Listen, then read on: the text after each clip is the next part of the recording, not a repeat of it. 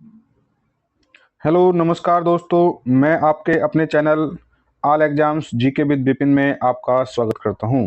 दोस्तों, उम्मीद करता हूं कि आपकी पढ़ाई लिखाई बहुत अच्छे से चल रही होगी और चलनी भी चाहिए, क्योंकि आप एक ऐसे प्लेटफॉर्म से जुड़े हैं जो आपकी तैयारी को बेहतर बनाता है। तो दोस्तों, जैसे कि आप जानते हैं कि हमारा लक्ष्य अब की बार रेलवे की नौकरी पक्की। उसी क्रम में हम जो जितने भी पीवाईक्यू यानी कि रेलवे की सभी परीक्षाओं के पीवाईक्यू को इस सीरीज में कवर कर रहे हैं। उसी क्रम में आज हमारी जो क्लास नंबर 24 यानी क्लास 24 होने वाली है, ये क्लास जो है ALP CBT 1 की जो परीक्षा अगस्त 2018 में हुई थी, उसके जितने भी पीवाईक्यू हैं सभी को कवर कर रहे हैं। तो ये क्लास स्पेशल जो क्लास नंबर 22, 23, 24 और आने वाली क्लास नंबर 25 तक ALP CBT जो 1 की परीक्षा अगस्त 2018 में हुई थी, हम उन सभी क्वेश्चंस को कवर कर रहे हैं। तो ये क्लास नंबर ALP CBT 1 की जो पीवाईक्यू है उसकी क्लास नंबर 3 है, ठीक है। और जो हमारी सीरीज है उसकी क्लास नंबर 24। तो दोस्तों, चलिए अपनी क्लास को स्टार्ट करते हैं। देखिए, अगर अभी तक आपने इस चैनल को सब्सक्राइब नहीं किया तो दोस्तों हमारे साथ इस चैनल को सब्सक्राइब करके जुड़िए बेहतर तैयारी के लिए। और जिन भी दोस्तों ने इस चैनल को सब्सक्राइब किया उनका दिल से बहुत बहुत धन्यवाद। तो चलिए अपनी क्लास को स्टार्ट करते हैं। देखिए दोस्तों, आज का जो हमारा पहला प्रश्न होने वाला है, ये प्रश्न जो है ALP की जो CBT 1 की जो परीक्षा 20 अगस्त 2018 को जो फर्स्ट शिफ्ट में जो परीक्षा हुई थी उसके हम प्रश्न देखने वाले हैं कि किस तरह के क्वेश्चंस आए हैं। दोस्तों, क्लास को स्टार्ट करने से पहले मैं आपको बताना चाहूँगा, देखिए ये जो हमारी क्लास है ये केवल PYQ के ही नज़रिए से देखें, क्योंकि हम यहाँ क्वेश्चंस का एक्सप्लेन कम करेंगे, क्योंकि एग्जाम में ज़्यादा समय नहीं बचा। 25 नवंबर से आपकी परीक्षा स्टार्ट होने वाली है, ठीक है। तो बस हम इन क्वेश्चंस को रिवीजन के तौर पर देखना है कि परीक्षा से पहले देख कर भी जाना है कि किस तरीके के क्वेश्चन यहाँ पूछे गए हैं, ठीक है। तो चलिए अपनी क्लास स्टार्ट करते हैं। अगर देखिए, मैं कहना चाहूँगा कि आपको क्या करना है कि अपने जो फ़ोन को लैंडस्केप मोड में करना है। अगर आपने पहले से पढ़ रखा है तो थोड़ा सा वीडियो की जो स्पीड को फास्ट कर सकते हैं, ठीक है तुम।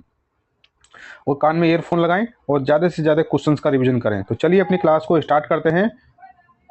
पहला क्वेश्चन देखिए क्या है कि जो कार्बन के उपयोग द्वारा अपचयन करके सोडियम, तो ये जो अपचयन करके सोडियम धातु को प्राप्त नहीं किया जा सकता।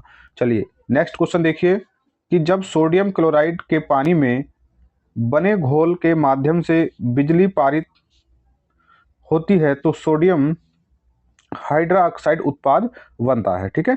चलिए नेक्स्ट क्वेश्चन देखिए। देखिए सभी क्वेश्चंस अच्छे हैं, बस आपको ध्यान देना है कि किस तरह के क्वेश्चन परीक्षा में पूछे जाते हैं, पूछे गए थे, ठीक है। चलिए अगला क्वेश्चन देखिए कि अणु का गठन करने वाले परमाणुओं की संख्या को हम परिवाणिकता कहते हैं, ठीक है। चलिए अगला क्वेश्चन देखिए, अच्छा क्वेश्चन है कि बर्फ पानी पर तैरती है। ध्यान देना, बर्फ जो पानी पर तैरती है क्योंकि इसका जो घनत्व है पानी से कम होगा, जिसका घनत्व कम होगा वो ऊपर हो जाएगी, ठीक है। चलिए अगला क्वेश्चन देखिए। देखिए हम फिर आपको बता रहे हैं, यहाँ क्वेश्चंस को एक्सप्लेन करने का समय नहीं है। हम बस यहाँ जो इन क्वेश्चंस को किस तरीके के क्वेश्चन पूछे गए उसी को हम कवर कर रहे हैं। ये हमारा सुपर फास्ट रिवीजन है, ठीक है। चलिए क्वेश्चन देखिए क्या है कि M कक्षा यानी सेल में समाहित किए जा सकने वाले इलेक्ट्रॉनों की संख्या 18 है, ठीक है। चलिए अगला क्वेश्चन देखिए, मानव प्रजनन प्रणाली का गर्भनाल माँ के रक्त के भ्रूण को पोषण प्रदान करने करने में मदद करता है, ठीक है। चलिए आगे देखिए, अगला क्वेश्चन क्या है कि जंतुओं का एकिनोडर्मेटा समूह विशेष रूप से मुक्त रूप से रहने वाले समुद्री जीव हैं। चलिए आगे देखिए कि पौधों का सार्वभौमिक प्राकृतिक ऑक्सीजन AII है, ठीक है। चलिए आगे देखिए, अमोनियम क्लोराइड ऊध्र्वपातन कर सकता है, ठीक है। चलिए आगे देखिए, अगला क्वेश्चन है कि बल की परिभाषा को न्यूटन का पहला नियम के द्वारा व्याख्यात किया जा सकता है, ठीक है। ध्यान देना है। चलिए अगला क्वेश्चन देखिए, वेरी इंपॉर्टेंट क्वेश्चन है कि स्नेल जानवर, ध्यान देना, इस जानवर का नाम ध्यान देना, स्नेल जानवर अपना लिंग बदल सकता है। काफी अच्छा क्वेश्चन है जीके का। चलिए आगे देखिए कि लैंगिक प्रजनन में अधिक विविधता उत्पन्न होती है। लैंगिक प्रजनन में अधिक विविधता उत्पन्न होती है। चलिए दोस्तों देखिए ये कौन सी शिफ्ट है, ALP CBT 1 की जो एग्जाम हुई थी 20 अगस्त 2018 की सेकंड शिफ्ट होने वाली है। तो चलिए इसका पहला जो क्वेश्चन देखते हैं। पहला क्वेश्चन क्या है, देखिए फिजिक्स से आया हुआ क्वेश्चन है कि पानी के द्वारा ऊपर की तरफ लगाया गया बल क्या कहलाता है। तो ऊपर जो लगाया गया बल होता है उसे उत्प्लाव बल कहते हैं। चलिए अगला क्वेश्चन देखिए, अगर किसी चालक का प्रतिरोध आधा कर दिया जाए, ध्यान देना, अगर किसी कंडक्टर का रेजिस्टेंस आधा कर दिया जाए तो इसका ऊष्मीय प्रभाव आधा हो जाएगा। ठीक है, यानी कि उसका जो ऊष्मीय प्रभाव है, हीटिंग जो इफेक्ट है वो आधा हो जाएगा। चलिए अगला क्वेश्चन देखिए, वेरी इंपॉर्टेंट क्वेश्चन है कि पौधों का नर प्रजनन अंग पुंकेसर होता है। ध्यान देना, एक बार फिर रिपीट करते हैं, अच्छा क्वेश्चन है कि पौधों का नर प्रजनन अंग पुंकेसर होता है और ये नर है और मादा प्रजनन अंग जो है स्त्री केसर होता है। ये ध्यान देना, इसके बार बार क्वेश्चन पूछा जा रहा है यहाँ से। ठीक है, चलिए आगे देखिए, अत्यधिक प्रतिरोध यानी ज्यादा से ज्यादा प्रतिरोध वाला चालक को प्रतिरोधक कहा जाता है। यानी जिस कंडक्टर की प्रतिरोधकता अधिक होती है, ठीक है, उसे प्रतिरोधक कहा जाता है। चलिए अगला क्वेश्चन देखिए, पार्थेनोकोपी को निषेचन के बिना फलों के विकास के रूप में परिभाषित किया गया है। चलिए आगे देखिए, अगला क्वेश्चन क्या होने वाला है कि फास्फोरस के एक परमाणु में 5 संयोजी इलेक्ट्रॉन होते हैं। ठीक है, चलिए आगे देखिए, एक सांद्र अम्ल को, ध्यान देना, एक सांद्र अम्ल को तनु करने के लिए हमें सांद्र अम्ल में क्या मिलाना चाहिए, पानी। ठीक है, चलिए आगे देखिए, उदासीनीकरण वह प्रक्रिया है जिसमें अम्ल और क्षार मिलकर लवण और जल बनाते हैं। ठीक है, एक बार फिर इस क्वेश्चन अच्छा है, देखिए क्या है कि जो उदासीनीकरण की जो प्रक्रिया होती है वह प्रक्रिया है जिसमें अम्ल और क्षार मिलकर क्या बनाते हैं उत्पाद के रूप में, लवण और जल का निर्माण करते हैं। चलिए आगे देखिए, एक अवतल दर्पण के वक्रता केंद्र पर एक वस्तु रखी गई है। ध्यान देना, इसका प्रतिबिंब कहाँ बनेगा, वक्रता केंद्र पर बनेगा। ठीक है, चलिए आगे देखिए, अगला क्वेश्चन क्या है कि जो रक्त में पाए जाने वाला प्लाज्मा, ध्यान देना, रक्त में पाए जाने वाला प्लाज्मा शरीर में ऑक्सीजन परिवहन के लिए जिम्मेदार है।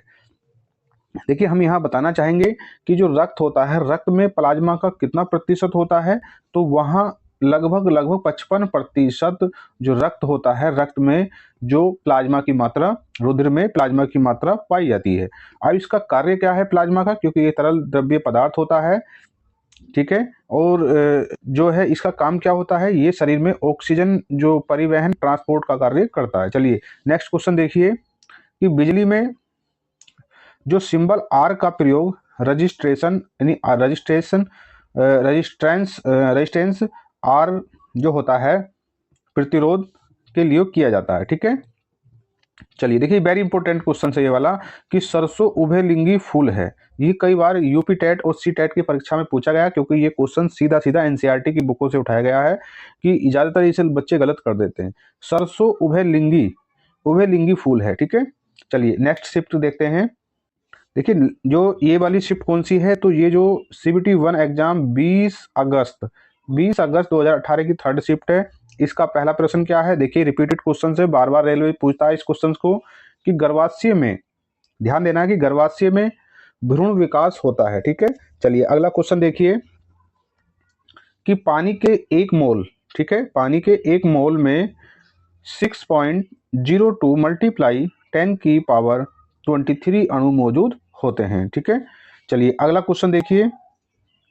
अगला क्वेश्चन क्या है कि अगला क्वेश्चन से कि ऑक्सीजन जानवरों में पाए जाने वाला हार्मोन्स नहीं है। चलिए आगे देखिए, ऑक्सीजन में कार्बन को जलाने पर कार्बन डाइऑक्साइड उत्पन्न होते हैं, समय दहन अभिक्रिया घटित होती है। चलिए आगे देखिए, अगला क्वेश्चन क्या होने वाला है।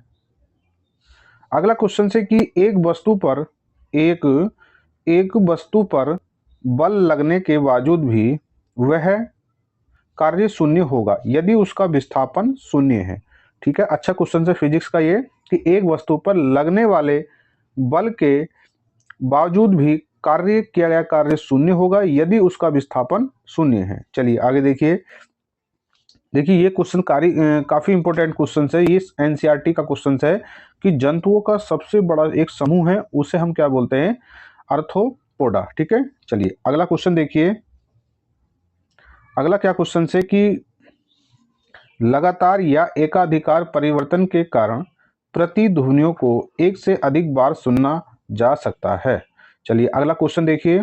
मैग्नीशियम रिबन को जलाने से सफेद राख उत्पन्न होती है, ठीक है, जिससे मैग्नीशियम हाइड्रोक्साइड बनाने के लिए पानी में घोला जाता है। ठीक है, ठीक है, चलिए अगला क्वेश्चन देखिए। अगला क्वेश्चन क्या है?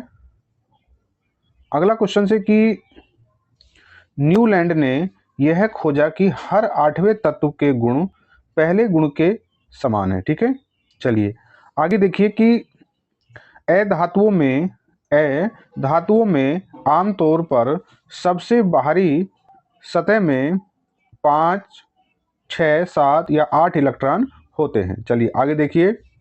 परमाणु की त्रिज्या का प्रयोग परमाणिक आकार को मापने के लिए किया जाता है। ठीक है, चलिए आगे देखिए। देखिए अगली जो शिफ्ट होने वाली है हमारी, ये जो शिफ्ट है हमारी, ये है 21 अगस्त 2018 की फर्स्ट शिफ्ट। इसका पहला प्रश्न देखिए, अच्छा इंपॉर्टेंट कॉमन क्वेश्चन है कि शक्ति यानी पावर का जो सूत्र है कार्य बटे समय है। ठीक है, चलिए आगे देखिए। इस कायिक ऊतकों में कोशिकाएं मृत होती हैं। चलिए आगे देखिए, अच्छा क्वेश्चन है ये वाला कि वृषण अंडकोश की थैली में, ध्यान देना, वृषण अंडकोश की थैली में उदर गुहा के बाहर स्थित होते हैं। चलिए अगला क्वेश्चन देखिए। अगला क्वेश्चन क्या है कि वनस्पति भागों या बीजों के बजाय कोशिकाओं के माध्यम से नए पौधों को उगाना टिश्यू कल्चर कहलाता है। ठीक है, क्या कहलाता है? टिश्यू कल्चर कहलाता है। चलिए अगला प्रश्न देखिए। अगला प्रश्न क्या है कि तार की लंबाई दुगनी करने पर, ध्यान देना, तार की लंबाई दुगनी करने पर एमीटर की रीडिंग आधी रह जाती है। ठीक है, अच्छा क्वेश्चन से कॉन्सेप्ट क्लियर होंगे तभी इन क्वेश्चन को आप किसी परीक्षा में इससे रिलेटेड कोई भी क्वेश्चन से सभी कवर कर लेंगे। ठीक है, चलिए देखिए। स्थिति और आकृति में हुए परिवर्तन के कारण एक वस्तु में निहित ऊर्जा को स्थिति ऊर्जा कहा जाता है। चलिए अगला क्वेश्चन देखिए। किसी जल विद्युत गृह में विद्युत ऊर्जा में परिवर्तित होने वाली ऊर्जा देखिए फिर दोबारा देखिए। किसी भी जल विद्युत गृह में विद्युत ऊर्जा में परिवर्तित होने वाली जो ऊर्जा है उसे हम गति ऊर्जा कहते हैं। ठीक है, चलिए आगे देखिए। न्यूलैंड्स ने एक उस समय तक 56 तत्वों को अपने अष्टक वाली आवर्त सारणी में व्यवस्थित किया था। ठीक है, चलिए अगला क्वेश्चन देखिए। विस्थापन के परिवर्तन की दर को क्या कहते हैं? वेग कहते हैं। अच्छा क्वेश्चन है, कॉन्सेप्चुअल क्वेश्चन है ये। ठीक है, चलिए अगला क्वेश्चन देखिए। स्थिति ऊर्जा और गति ऊर्जा के योग को यांत्रिक ऊर्जा के नाम से जाना जाता है। दोस्तों उम्मीद करता हूं कि आपने इस सिलेबस को बहुत अच्छे से कवर कर लिया होगा। ये सिर्फ क्वेश्चंस हैं PYQ, जिसे आपको देखना है कि किस तरीके के क्वेश्चन पूछे गए और परीक्षा से पहले आपको देखकर जरूर जाना है। ठीक है, चलिए अगला क्वेश्चन देखिए कि 12 डिग्री सेल्सियस पर जल की भौतिक अवस्था द्रव होती है। ठीक है, चलिए आगे देखिए। एक तत्व का परमाणु क्रमांक कितना है? 17। यह एक हैलोजन गैस है। ठीक है, चलिए आगे देखिए। देखिए आज का जो क्लास का ये लास्ट क्वेश्चन होने वाला है। ठीक है, निस्पंदन विधि जल को पांकिल जल से अलग करेगी। ठीक है, तो देखिए दोस्तों, ये जो आज की क्लास का लास्ट क्वेश्चन था। हमारी जो ALP CUET 1 की जो PYQ की एक क्लास और आने वाली है, तो इस क्लास के माध्यम से हम जो अपने इनकी जितने PYQ हैं सभी कंप्लीट कर चुके होंगे।